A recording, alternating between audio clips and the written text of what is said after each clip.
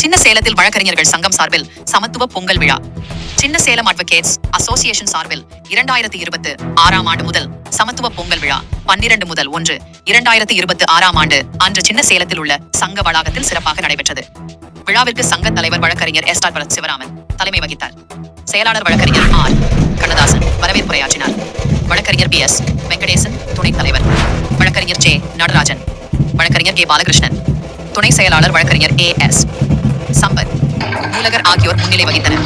சிறப்பு விருந்தினராக மாண்பமை செல்வி we. காந்திபிரியா PA LLB, சின்ன சேலம் மாவட்ட உரிமையியல் மற்றும் குற்றவியல் நீதித்துறை நடுவர் அரிசி போட்டு பொங்கல் நிகழ்ச்சியை தொடங்கி வைத்தார்.